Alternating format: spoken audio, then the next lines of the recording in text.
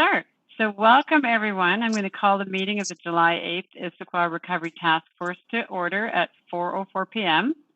And I'm going to take roll to see who is here. So please unmute and say here when I call your name. Jason Voice. Here. Thank you. Mike Brennan. Here. Thank you. Nina Milligan. Pavel. Here. Thank you. Sakat Sen. Trish Blur. Here. Thank you. Shashi Kulkarni. Here. Thank you. Marisol has an excused absence today. Brookie Scholl. Grace Chen also has an excused absence. I think I skipped over Janine. Here we go. Janine Sanders. Here. Hi, thanks. And I'll go through our alternates as well. Is Marlene here? Ron Fall? Here. Thank you. And Stephanie Salman.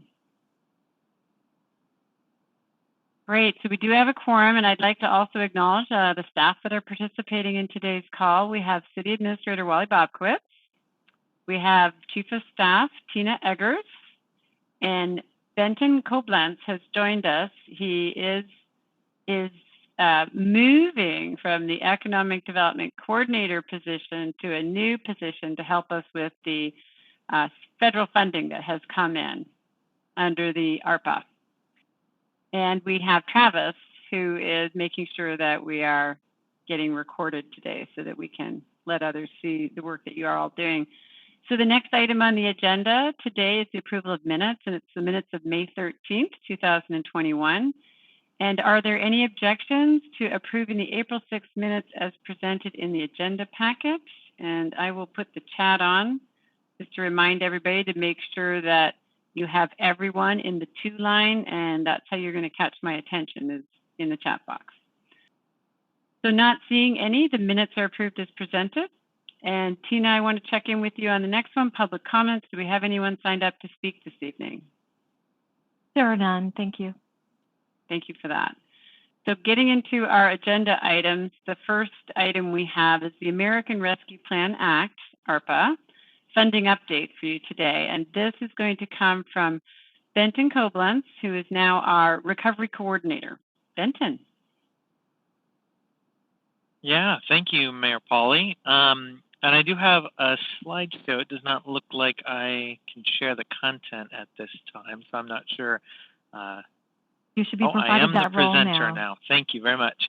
Well, Yeah, my name is Benton Koblenz, and I am the Economic Development Coordinator and now the Recovery Coordinator for the City of Issaquah. So I joined the city back in July of 2020, and so I'm just hitting my year mark, and actually today is the first day that I am back in the office, or in the office for the first time. So it's been quite a year, but it's been really good work. And I want to thank all of you task force members, and thank the mayor and City Administrator Wally Bobkowitz for all the work that you've put in. It's been a really big crisis that we've worked our way through, and I know it's been a lot of time and a lot of energy and a lot of effort and thoughts to make sure that we could come out whole from this crisis. And so thank you all for your devotion to our community and helping us through the pandemic. So you should see my screen now. Is that right? no, we do not. No. Oh, there we go. Yes, I see it. All right, now you should Online. see it. Perfect. Thank you. All right, perfect. So I am stepping into the recovery coordinator position. So that is as of June the 22nd. So it's early days yet, but wanted to give you all an update as to what my goals are as recovery coordinator, what work I've accomplished so far, and what the work plan is for the immediate future. So right away, the immediate goals And I say immediate because, of course, as we know, the recovery is going to be an ever-changing moment in our community's history. And so we're going to be learning a lot of different lessons over the next few months. And so it's hard to say how these goals might change over the next 6 months. But for right now, these are the goals that I'm set to hopefully accomplish over this immediate time frame. So one is to determine the needs for Issaquah businesses, nonprofits, and residents with an eye towards the long-term recovery, but we want to make sure that we see and capture what the urgent and most immediate needs are so that we don't look back and see that we overlooked something. Next, to explore the available opportunities to match those needs with resources. And I'll get into a little bit of that. And then thirdly, to communicate the input from community, from businesses, nonprofits, residents, as we start on the path towards making funding decisions as a city.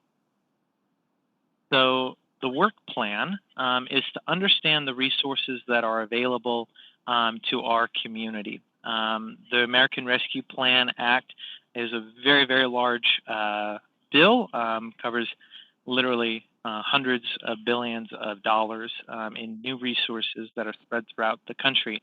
And so it's a big task just to understand what resources are newly available from that act or from other sources. And we want to make sure that we take full advantage or as full advantage as we can as a community of the resources that are available. When bills like this get passed and implemented, it can sometimes be the case that money is left on the table because the bureaucratic systems that are set up are too difficult or too opaque to navigate. And so one of the goals is to understand what resources there are so that we don't let money lay on the table for Issaquah. Next is to determine the needs for our community, and part of that is analyzing what data is available. So we have conducted a community survey. The Human Services Department has conducted a survey of human services organizations to understand their needs.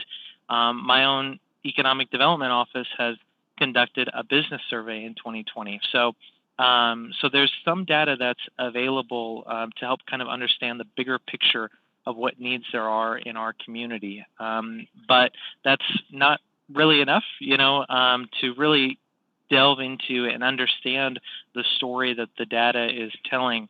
It's really important to get perspective from people on the ground. And so conducting interviews with businesses, nonprofits, and residents over this next month or so to understand their story and see what maybe isn't getting captured in that data.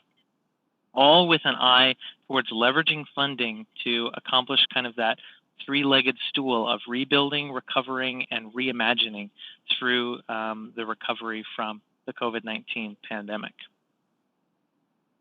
So parts, here, so want to talk a little bit about to give you a picture of the resources that are available. So the American Rescue Plan Act created programs at several different levels. So the federal, state, and local levels of government. So at the federal level, there's going to be grants through federal agencies. So like HUD will have grants that are for housing counseling. The National Endowment for the Arts will have a grant for arts organizations. Those are really, really big programs that cover, of course, the whole country. And so working to understand, and those are just two examples, what grants are available, and if there are organizations in our community that can fulfill the requirements for those resources.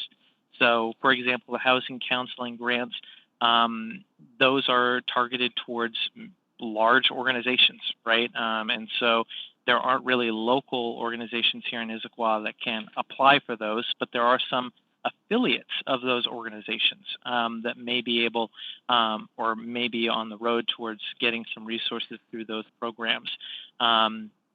So there are some really big funding sources there that we want to help people to gain access to and to understand and advise. There's some programs at the state level, right? So the Small Business Flex Fund is a pseudo revolving loan fund that the state has established through the Department of Commerce that allows businesses to gain access to low interest loans to help fund their kind of immediate business needs. So there's some access there that businesses might have. But one big question that I think we have as a city is whether our businesses are able to take advantage, because of course there's a huge need for capital across the state, and so are Issaquah businesses able to apply and successfully receive those loans, or is there some added investment that we could make to help them to take advantage of that? There's also rental assistance programs through the state and through the county that are filling some of the shortfall in rent that we've seen accrue over the last year. And so an open question there as well is are Issaquah residents able to take full advantage of those programs? And then, of course, the American Rescue Plan may be unique in terms of big federal packages that we've seen over the past few decades, had a very large investment in state and local governments. And so the city will receive our own injection of federal funding. And so, again, the question is how can we as a city leverage the funding that we're set to receive in a way that fills needs that aren't getting filled and recognizes the urgent needs that we see in the community right away. So next steps for me, I'll be working with our partners, both internal partners and community partners, to get a better perspective and to see what needs are bubbling up through the community. I've already conducted about half a dozen interviews with nonprofits and businesses. I've attended one commission, and my goal is to at least double that over this next month. And so I'm looking forward to meeting with a couple of business groups in conjunction with the Human Services Department, scheduled about half a dozen, and this is a little bit outdated. Another one got added to my calendar today. About half a dozen interviews with nonprofits in conjunction with the Human Services Department's needs assessment that they're doing through the rest of this year. And so I'm looking forward to those interviews, and I'll be attending at least 2 commissions already, and probably a couple more by the end of the month, gearing up towards a presentation that'll summarize the findings from these interviews and these meetings to council in early August. So it's going to be a whirlwind of work over this next month. And of course, it's a really big project, and it's an even bigger project, the one that the city is embarking on, than even just what my role is. But very, very excited to be doing this work and to help our city and our community in this way. And so I want to encourage all the task force members. Of course, there was a visioning session early on after the Rescue Plan Act had been passed with the task force, but I'd encourage you all to reach out and provide your input as well individually to me. So my email is bentonc@issaquah.gov. And I'd really love to hear your input and see what other what other needs you see as latent in the community. So that is my presentation. So I will stop sharing my screen and I'll open it up to any questions if that's all right. That is great, Benton. Thank you for sharing all of that with us. I also wanted to just let the task force know that in speaking with other mayors around the region, there might be a desire to just quickly spend this money, and what we're hoping to do is to thoughtfully spend this money. So we will get our federal funding in 2 different tranches. One this year and half next year. And so what we want to make sure is that we have a very well thought out recovery plan that so Benton is starting, but this process is going to take a while in order for us to be sure that we're being thoughtful and making the right investments. So I see that Ron Fall has welcomed you to the team, Benton. I'm not seeing any other comments or questions right now, but I will look at the chat for a little bit to see if anybody has any comments or questions on Benton's presentation and what the plan is going forward. Otherwise, we might just keep him around a little bit to see if something comes up. Oh, Mike Brennan has a question. Mike. Thank you, Mayor Pauly. Ben, just a quick question. So you talked about doing this needs assessment and going out to the businesses and the community to find out what the needs are. Part of the challenge is always connecting the people with, or the businesses with, the needs into the system and helping them navigate their way through, because it can be overwhelming or intimidating for individuals that don't operate in the bureaucratic world like we do every day. So have you given thought to how you make those connections, and then how to support both the businesses and the individuals as they try to navigate their way to gain access to those resources? Benton, you're muted. I think you were unmuted and you muted just as you went to talk. Okay. I think I'm good now. Yes. So I think that's a really good question, because it can be, even processes that may be designed to be easy, if they're unfamiliar to people, they can be very difficult to navigate. And so that's a big part of what I hope to accomplish, is to really understand what resources are applicable to folks, and then to help where appropriate. So there are different resources for different, so businesses, nonprofits. There are some organizations that specialize in that process. So, for example, we work with Startup 425 and Business Impact Northwest that help give technical assistance to businesses as they prepare their applications for grants or loans or things like that. But there definitely is a particular role that I think we can play, and I plan to play, in helping connect organizations and folks either with those third-party resources that can help them more directly, help them through, but also help them myself navigate through those applications.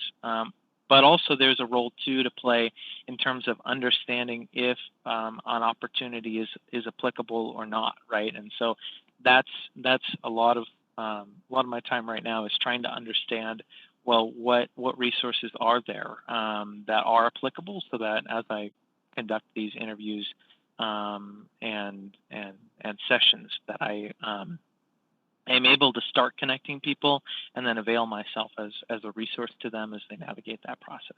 So I hope that answers your question. No, absolutely. Thank you. Thanks, Mike. That was a great question. I know just a couple months ago, maybe last month, I was talking with Corey at the food bank, and it was the first time she'd ever applied for FEMA funding. And she said it was quite nightmarish. And our hope is that we are not just a source of information, but we are helping people actively connect with those funding resources that are out there. We have a question from Jason. Thank you, Madam Mayor. And I also want to echo Ron's comments and say welcome, Ben. It sounds like a great addition to our team. So thank you. And then I also just want to applaud, like you said, the idea of leveraging the monies that the city will be getting along with monies that will be out there because of ARPA. So one of the questions I had for you, Ben, is I'm thinking, so for example, the National Endowment of Arts, that's a federal grant there. So would that be applicable towards like the Village Theater? I would think so. So that would be one area where, again, the city can save the money that's been allocated for us as a city. And instead of having the theater come to us, we could direct them and help them go through that route. And also kind of similar thinking with the small business grants and also the rental assistance.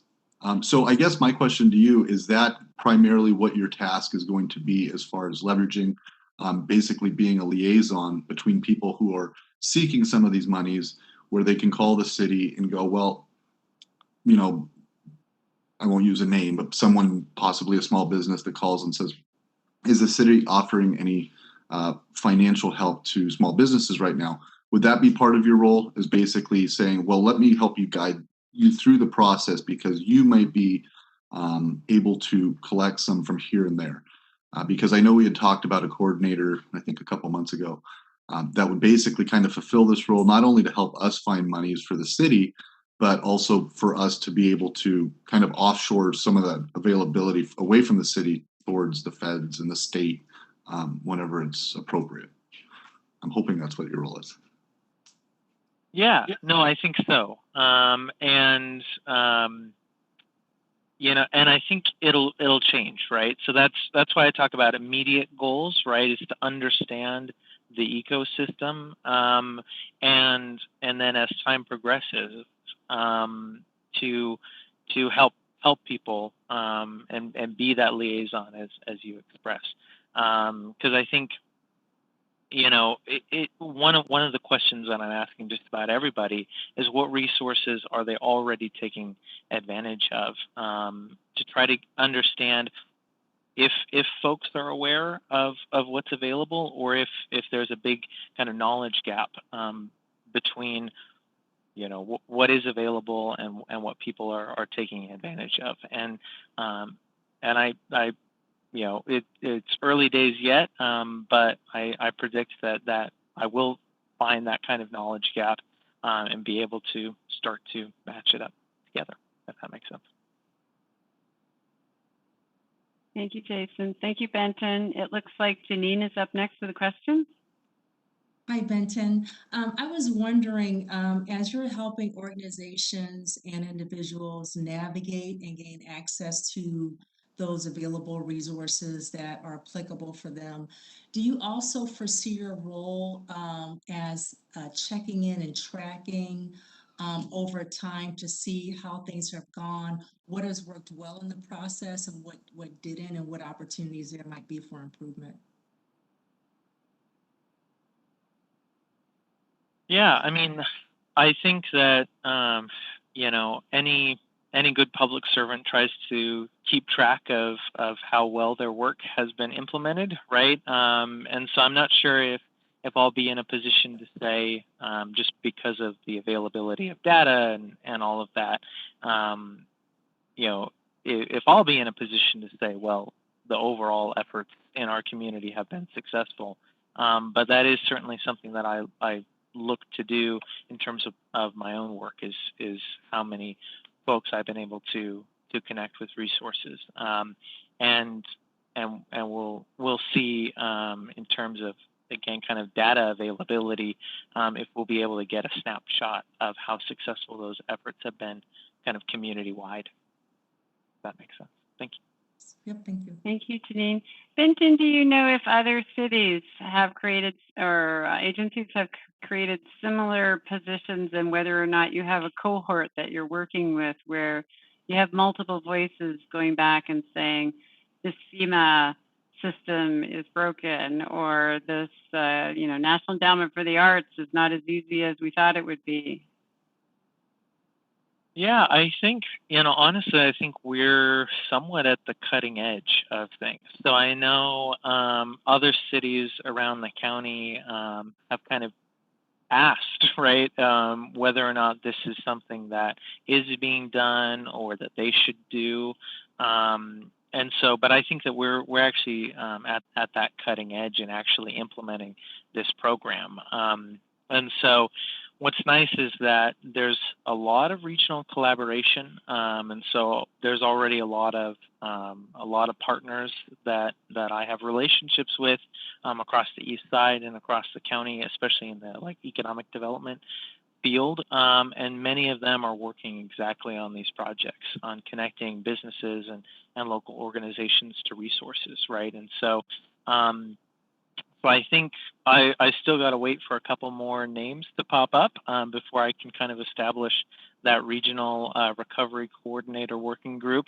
But I very much look forward to working with other regional partners as they're working on these projects. And there has been, I will say, a lot of kind of collaboration on the on kind of the more like understanding the local funding aspect of the role, and so understanding exactly like what eligible uses there are and how cities can legally use the funds, and so we'll be piggybacking on those regional and cross city efforts. That was great. Thank you. Shashi, you have a comment. Yeah, thank you, Mayor Polly, and thank you, Benton Goblins. I'm sorry if I didn't pronounce your last name correctly. I was wondering, coordinating and the kind of job you're doing is not easy, because even if our city is very small as compared to some other cities around, there could be hundreds of businesses, small and big. And maybe my suggestion is going to be very silly. Forgive me for that, but I don't know. Anyway, I was thinking if you create a group like a WhatsApp group or something which people have on their mobile app, and make everyone a member and any common information, because I was thinking many people may not know what the resources are actually available. So just put it there, and individually, separately, they can be handled what is not to be told everyone. So I was wondering if you could do that, because now WhatsApp is not owned by other countries, it's owned by America, is owned by Facebook. Actually, so a lot of people was not using earlier, but I see a lot of businesses do use, and I'm using it every day internationally. So, and I find it great. So maybe that will help, but I'm sure you may have got some other better ideas, and wish you best of luck. Thank you. Thank you, Shashi. Ron has a question. Thank you, Mary Lou. So I've got a question, comment, idea, I guess you want to kind of leverages off of what Jason had mentioned earlier about going out and trying to find potential grants to leverage to help add to our portfolio of funds. And I'm kind of thinking, are we able to use the recovery funds and then in a way that would allow you to create a group of consultants to help our businesses source grants? And then that way we're spending the funds to try and make more funds available for the businesses. Does that make sense? I was just thinking that might be a way to help our businesses, teach them to fish, so to speak, help them go out and get the funds and so on. And then there's more available for helping us build other nonprofits so that there's more available. More capacity. More capacity. Thank you. I was struggling for words. It's late in the day. Yeah. So one of the things that our economic development office is doing, we actually applied for community development block grant funding to do a business technical assistance program for micro entrepreneurs. So that's folks who have their own business and have fewer than 5 employees. And we were and are very, very excited about that program, because that kind of technical assistance can help businesses to gain that capacity and not only connect them to funding, but also just provide that kind of coaching that a lot of entrepreneurs need, especially in those early days when they're trying to grow their business. And so that is one program that we're embarking on right now that may be able to be extended, for example. And I think I think that will be a big question of how can we increase the capacity of our businesses, increase the capacity of our nonprofits so that they can smoothly transition to the recovery and fulfill the larger need that either they as a business have or the community as nonprofits have. And so I think that'll be a big question of what investments can be made. And I think, so for example, that program being funded through the Community Development Block Grant, that is a person who provides that assistance to businesses directly, a whole team of people really. And so there may be able to be those kinds of programs that maybe follow on in my footsteps as I help folks navigate that can take on and expand that work through federal programs and state programs, or perhaps do something different, right? And so that's kind of the need that I'm trying to investigate at this point in time. And so there'll definitely be a lot of questions and input oriented directly in that direction. Thank you. Thank you, Ron. Thank you, Benton. And I'm not seeing any other additional questions or comments, but thank you for stepping up to take on this important role. Oh, I got one more. I just wanted to say Benton and I probably only met in person 2 or 3 times or since he's been hired. And now we get to work about 50 feet apart in the same building, so it's kind of fun. Let's go to a last question from Jason. Thank you, Madam Mayor. So real quickly, I just wanted to apologize, Benton. I think I got onto way too familiar terms with you by calling you Ben. I don't know if that's a shorthand for Benton, but anyway, just wanted to get that out there. And then finally, Benton, you had mentioned providing a type of report in August. What's a way that the community can kind of follow your work? Do you plan on doing quarterly reports? Do you plan on putting out a blurb? Like I said, because it's interesting work, and I think the more people that see your work, I think are going to be excited about it, because I do think what it is kind of a unique opportunity for the city, a unique opportunity for our residents. So what's kind of the calling card of your position?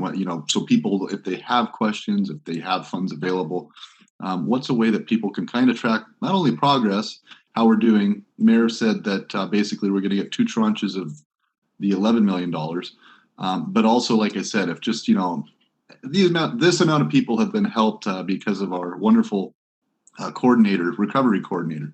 So just kind of thinking to get yourself some shameless self-promotion, but also for the city. Yeah, and I'll say Ben or Benton, both are fine. I think Benny is off limits, but I think that's a really good question, and I haven't quite thought long-term public relations like that, and so that gets the gears a going. I think that update to council in early August will be an important touch point, and we'll kind of see where things go from there. But I'll think more about kind of those public relations aspects to help with that, not shameless self-promotion, but that important self-promotion that we can do to make sure that we have the input that we need as a city to make the right decisions. Thank you, Benny. Just kidding. Thank you, Benton. That is great. That's good for a last question on that. Thank you very much, Jason. I'm going to move on to the next item on the agenda, which is going to be presented by City Administrator Wally Bobkowitz, and this is a review of the task force accomplishments. Thank you, Madam Mayor, members of the task force. Good afternoon. We are proposing today that this conclude the work of the task force. We think a lot has been accomplished. We want to thank you so much for the work that you've done over the last many months. And so I wanted to kind of just take a step back to kind of look at what we have gone through the last 15, 16 months and really try to celebrate the work of not only this task force, but the city of Issaquah. So Tina, if you can give me rights to share my screen. Certainly. Should be moments to you. There you are.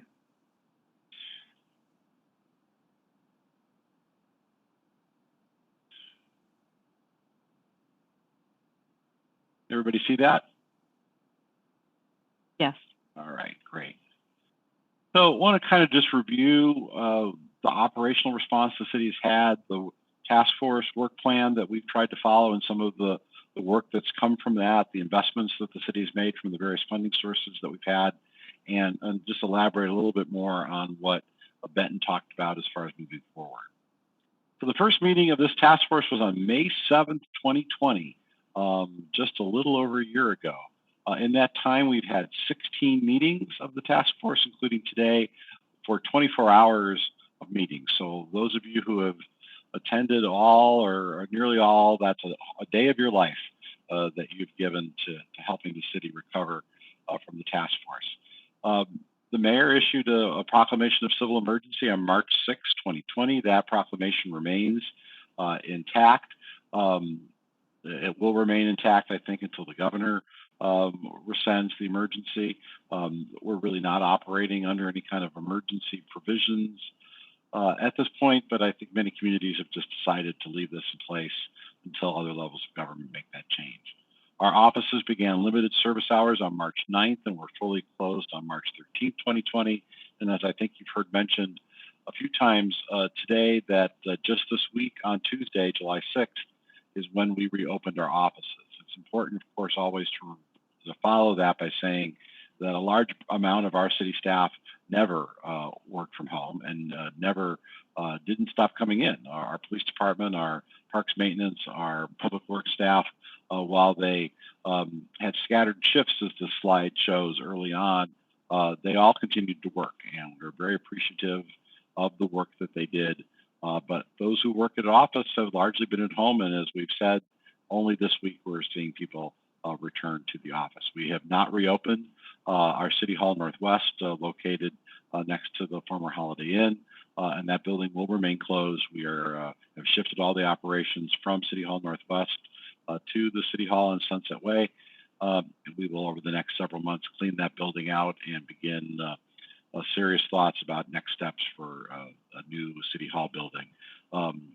We would not have done that, certainly not have done it as easily without the challenges we faced with COVID-19. The mayor had a variety of emergency proclamations in March, all of which remain in place. I had to remind myself this afternoon regarding the recycled paper bag carryout charge. That remains suspended. However, most of the grocery stores in Issaquah have decided to go ahead and charge that. So there is no prohibition on them to charge that. But a lot has happened over the last year regarding charges for bags and bans on plastic bags. The state has a law that will supersede the city's law, not only on the fee, but on the ban of plastic bags. But that has all been held back until the governor's proclamation is rescinded, emergency proclamation. So, but the mayor's proclamation also remains in place, but people are charging for bags. And if you recall, as we first met with you, the city reorganized into 5 major areas as we responded to the crisis: public safety, communications, human services, economic development, and focus on infrastructure. Eastside Fire and Rescue really was hit hard at the beginning, and we're fortunate that their firefighters came out of that initial response largely unscathed. Many did come down with COVID, but fortunately no long-term issues. The issues of personal protective equipment was important for us to gather, for them to gather as an agency, and for all of us really to gather. And we'll talk a little bit more about the role of Eastside Fire and Rescue, especially when it came to vaccinations. But early on, we did everything we could to focus our attention on the work that Eastside Fire and Rescue was doing. The Issaquah Police Department, we really did know what their charge and role would transition to be. Looking back on it now over the last year, largely they were able to do the things that they always do. We've had residents in crisis. Fortunately, much of that has passed. But when we look back at the COVID-19 over many years, I think we're going to look at the public safety component as being so critical, and really the role that the police department played with helping people cope with all aspects of this crisis has been really important. I think we'll all owe both our fire and police departments a great debt of gratitude as we look back on this over the years. On the communication side, fortunately, we started with a pretty solid communications program here in Issaquah with good social media and good use of our website. But we really have doubled down on that over the last year. Mayor Pauley has been very active. Twitter account, a newsletter, videos, all things that didn't really exist or just were beginning to exist before COVID-19 really has helped. And I think the feedback we've gotten from our residents is that communication was a very big part of our success in dealing with the pandemic. On the human services side, we have talked a lot at this task force over the last year about helping people. The Issaquah recovery site at the former Holiday Inn in the early weeks of the pandemic, the county health agency reached out to Mayor Pauley and said, "We've just leased the Holiday Inn. We're turning it into a recovery site." And that was a pretty big shock to our system at the moment that it occurred. But King County Health has been a tremendous partner.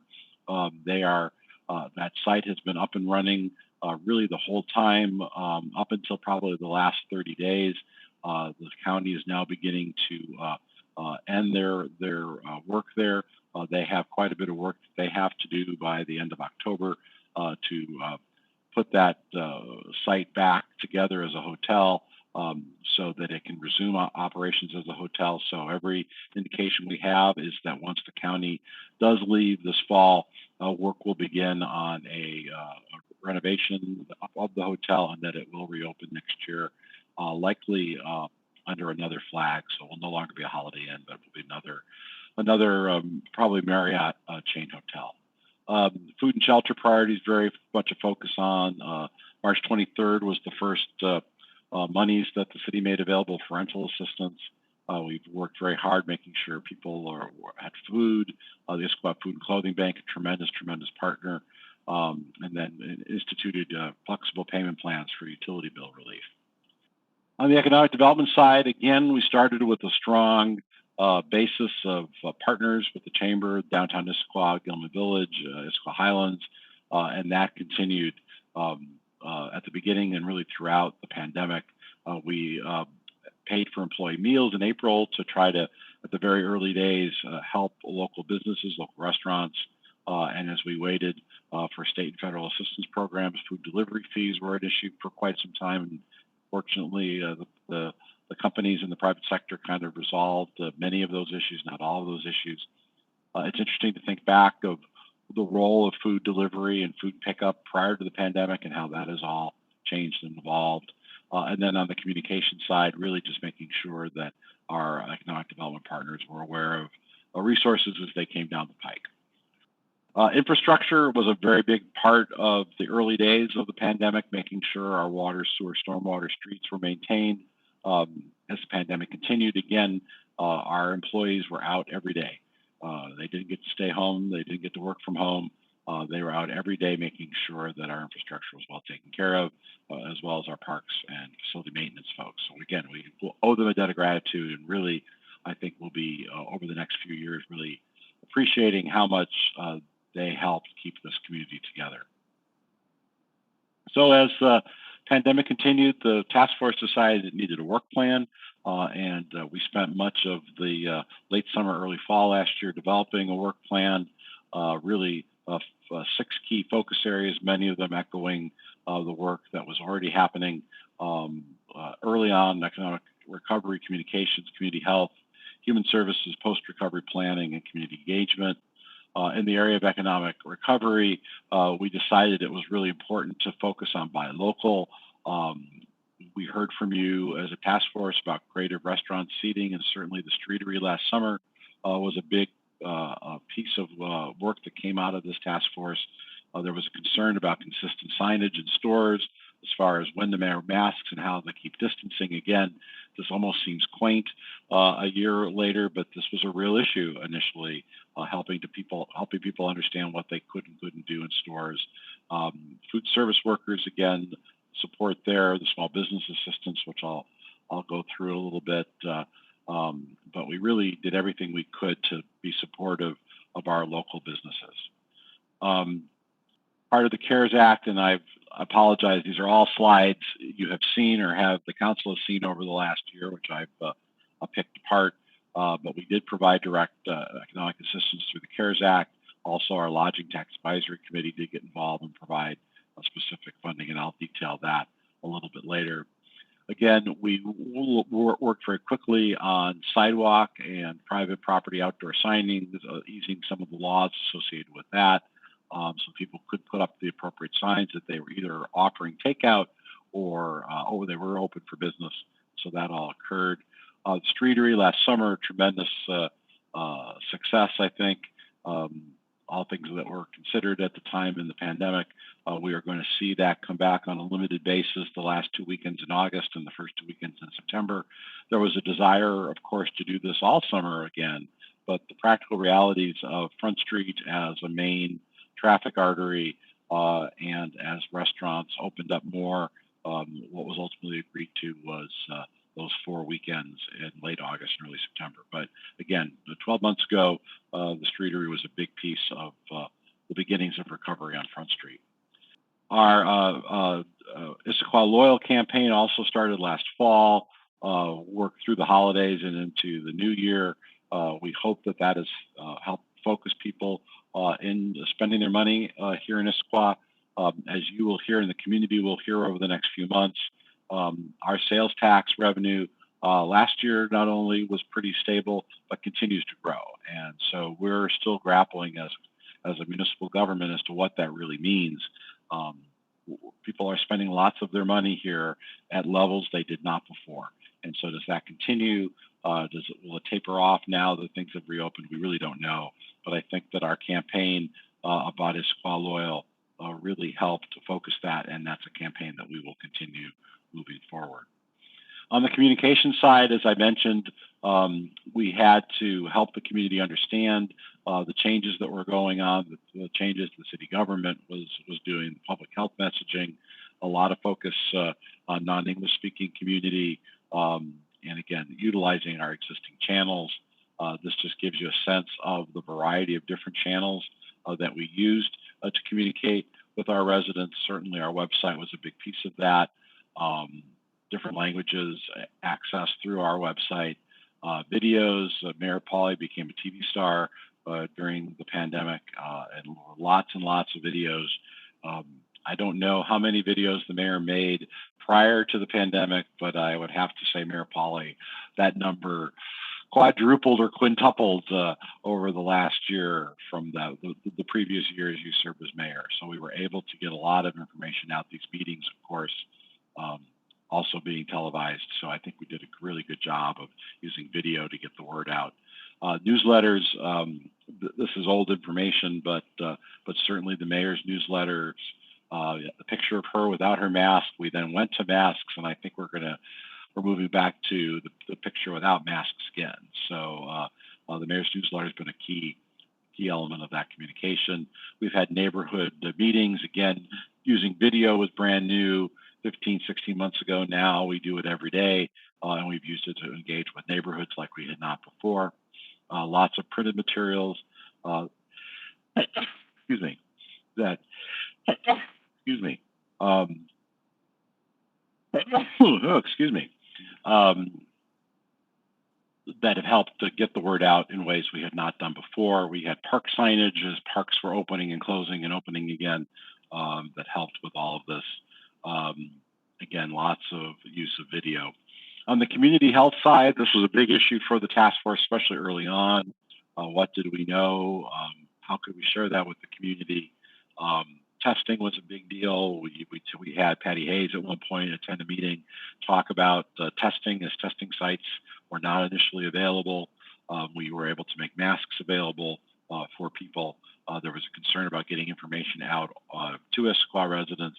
And then, of course, as testing became available, and the vaccine then became on the scene, we, through this task force, really focused on the importance of having the vaccine available here in Issaquah for our residents.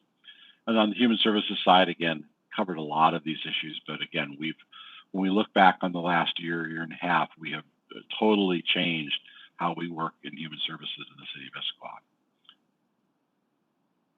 Security dashboard, using data to share what was going on with food, various populations. The next steps, again, this is an older slide, but all of this work is continued with our human services partners. On the post-recovery planning, as we received CARES Act money and then the American Recovery Plan Act came out, we began looking at how best to recover. We really weren't sure when recovery was going to start, but as the American Recovery Plan Act was passed, I think we had a better sense of that. We'll talk more about that in a minute. The community engagement, this group talked a lot about trying to get people out and about. We did a drive around 4th of July parade in 2020. We did our best to try to get people out. We reopened programs and services as quick as we could. And so probably looking back, we probably should have done even more of this. But given the unknowns, we really were only able to do, I think, react to what the world was as it was changing. Reopening status, how we saw from last year, help people understand what was open and when. So with all that, there was cash, and the city of Issaquah really was very active and very progressive in spending dollars to help our residents. These next few slides just give a general overview of the dollars and cents of funds that we spent to help the community. As I mentioned earlier, the initial $100,000 in March of 20. We then received 3 different tranches of CARES Act funds that went much to businesses, some of it to reimburse ourselves, others to human services agencies. The council then, at the end of last year, had even additional direct business assistance from our general fund. The Village Theater, really, when you think of economic engines in Issaquah, they certainly are one of the most important ones, and so they received several grants from the city.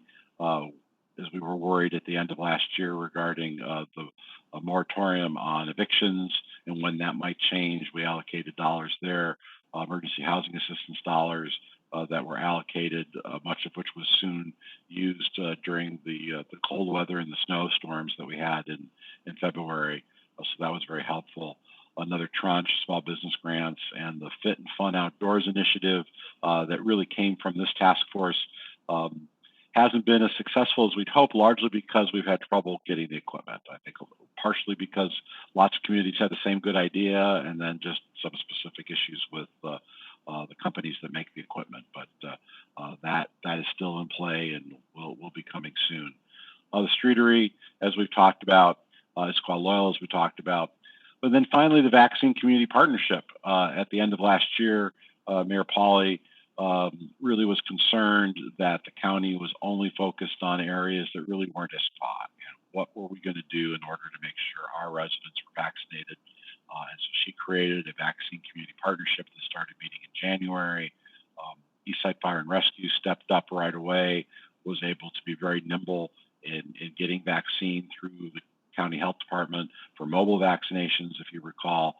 Then we worked very hard with the county to get a mass vaccination site. Unfortunately, given lots of factors, the county was just not a willing partner in doing that. But fortunately, Eastside Fire and Rescue found a willing partner in the Snoqualmie Indian Tribe. And so they began partnering with them at their casino in Snoqualmie. And then soon that brought us to a mass vaccination site here at Lake Sammamish State Park.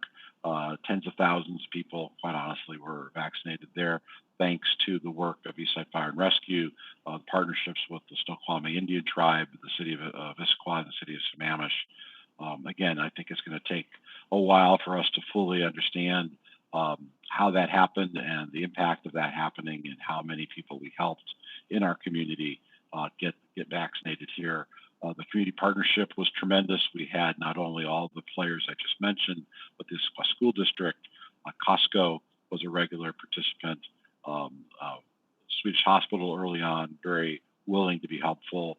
But as you all remember, this was a moving target pretty much from start to finish. And Mayor Pauly's vision for the community partnership, had she not done that, I don't think we would have seen any of that happen here in Issaquah. So moving forward, as we end the task force today, what does the community look to in the future? Again, the mayor's overall goals: recover, rebuild, reimagine. That's all now really in Benton's hands as he's described the next steps that we're doing there.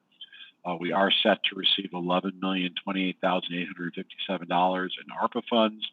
The way the money was distributed was in two different ways. Cities over 50,000 received money directly from the federal government. Cities under 50,000 received money through their states, in our case, of course, the state of Washington. For those communities that receive money from the federal government, over 50,000, the formula changed as time passed, and our neighbors to the north in Sammamish, for example, received significantly less dollars than Issaquah did because of those formulas. And because we were under 50,000, the state of Washington just took the population of all those communities under 50,000, divided by the money they had, and that's how we ended up with $11 million. So we are going to receive our first $5.5 million any day now. All the paperwork is filed with the state. We'll see the other $5.5 million next year. The mayor went to the council and received all that approval a few weeks ago. We met with the Recovery Task Force. We brought those recommendations to the City Council in April about how the money should be spent. Part of Benton's job now is really to look at the urgent needs, and we'll be making recommendations to the City Council for additional spending in 21 based on those urgent needs, and then we will take the what are more non-urgent needs, more investments in the community, and start looking at those as part of our 2022 budget process.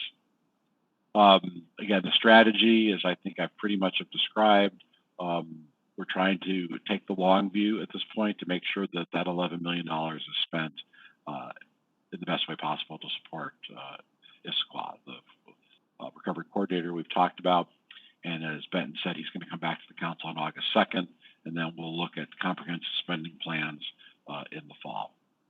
So let me just end again to really reinforce where we go from here, and that's the mayor's vision of recover, rebuild, and reimagine. That is our goal moving forward, investing the ARPA money. I think the lessons learned from the pandemic, we are way too close to really have a good sense of, but I think that the city of Issaquah really has had an opportunity under the mayor's leadership to really re-envision itself and how we do business. And I think that's going to serve the residents of our community very well for many, many years to come. So let me just simply say thank you again for your help.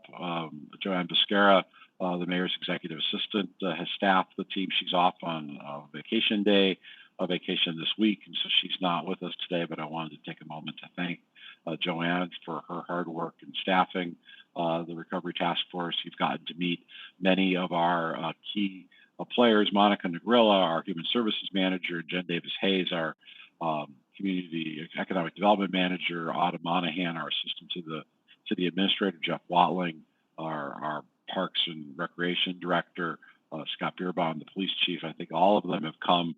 You've seen at one point Jeff Clark, the Fire Chief at Eastside Fire and Rescue. You've gotten to know a lot of our key players, and I hope through your service on the task force, this has helped you create even a greater appreciation of the good work that so many people do serving the residents of Issaquah. Madam Mayor, members of the task force, I'm happy to answer any questions that you have, but really just want to say thank you to all of you for all the work that you've done, and it's been quite an experience, and will continue as we move forward. Wally, that was great. Thank you very much. I'll keep my eye on the chat for comments and questions. I do want to add my own personal thank you as well. I always believe that the best planning we can do always starts with our community, and worked its way back into the building. So I am so personally grateful that each of you within this community would give me so much of your time to bounce ideas off of and to collect your suggestions on what we could do better.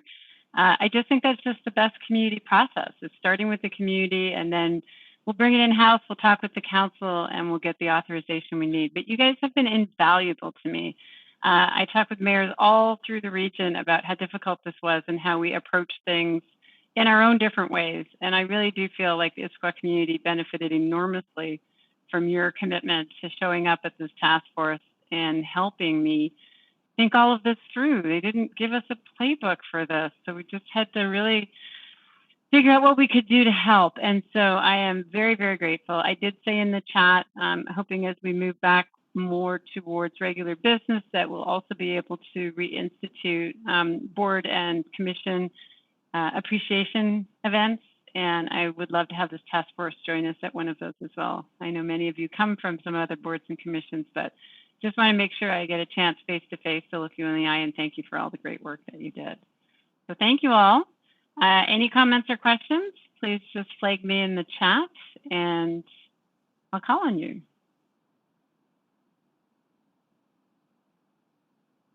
Let's go to Shashi first and then Jason. Yeah, thank you, Madam Mayor Polly. It was your idea. And I'm very grateful to you to give me this opportunity. I totally enjoyed it and learned a lot. And I wish our own city best of luck going ahead. And I wish we hear very soon that the pandemic is ended. Unfortunately, the human race actually married the pandemic with politics, which is not a good match.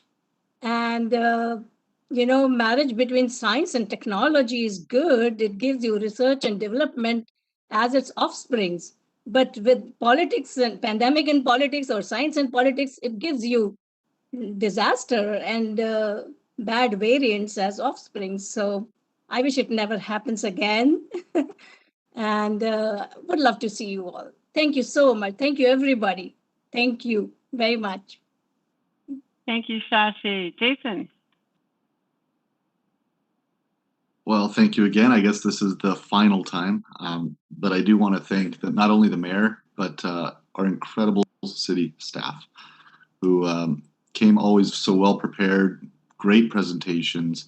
I'm sorry Miss Joanne couldn't be with us today. She was here, I think, for 15 of 16 meetings, so that's incredible. But also just want to thank everybody that's on this task force. I agree with the mayor. I think, like I said, it starts with our community, and there is no playbook for something like once in a century pandemic. Hopefully it is the last one any of us will ever see.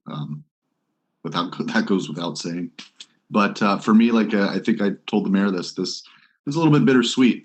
This task force was one of the highlights for me personally during the pandemic. Being able to go to a place, still have community at a time when we were as fearful of our neighbor as probably ever. So being able to sit with all of you guys virtually, have these wonderful discussions, collectively trying to put our minds towards a similar goal and vision, again, was deeply rewarding for myself. So I wish you all safe and healthy travels, and I hope to see all of you guys in person soon. So thank you. Thank you, Jason. We're glad to have you as well. Ron has a comment. Thank you, Madam Mayor. So I do want to say thank you very much, Mary Lou, for appointing me to this commission. It's been fantastic. And I felt that I have had significant growth from this. It stretched me outside my comfort zone. And because of the severity of the pandemic and hearing different ideas and so on, I've been able to learn quite a bit. Going virtual was also really kind of an interesting thing because I haven't done that before. So I want to say thank you very much, and thank you for the task force putting this together and reaching out to the community. I think that was great having the feedback from the community. It's very supportive. And I also want to say thank you very much, Mr. Bobkowitz, for all your time and putting into this task force and all your presentations and all that. I appreciate hearing them and hearing the depth of your comments and suggestions and sort of your roadmap. So hats off to the staff here in putting this together, and I think it was a great time. Thank you, Ron. Mike Brennan. Thanks, Mayor Pauly. I echo all the positive comments that have been made. I totally agree. You know, just you think about these difficult situations, and there are positives that come out of this too. I mean, it's been a hard year plus for everybody dealing with this.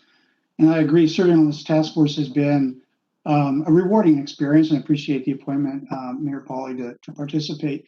But you think about all of the connections that have been made between organizations and individuals through all of this, strengthening the community, I think has been a really positive that's coming from this. The assertive support that the city has provided into the community, I think, really reflects back the people who have received that support, see what the city can do to make this a stronger place. And you find stronger commitments from those people and those organizations back into the community. So I think that's another positive that's coming from this. It has been incredible to watch how quickly the city organization moved to respond to what were rapidly changing situations. So adding new programs, adjusting programs, coming up with the streetery, which is a big, fast move to shut down the main arterial running through the city, was pretty amazing to see that all come to fruition so quickly. So really what the city, I think, has done through all of this to the community is shown that it is a city that cares. It cares about its community. It's an organization that is very innovative and agile in responding. And I think in the end, it really reflected as, in my mind, a can-do city, not just the city organization, but the city in responding to the pandemic. So hopefully the positives are reflecting back on the people who have been involved with this. Really big hand to the city staff. What an incredible group of people that made a lot of things happen. So appreciate that and appreciate your leadership, Mayor Pauly and City Administrator Bobkowitz. Very well done. Still not done, but the last year and a half has been great to be a part of. So thank you. Very nice working with you again, Mike. It was fun. Pavel would like to make a comment.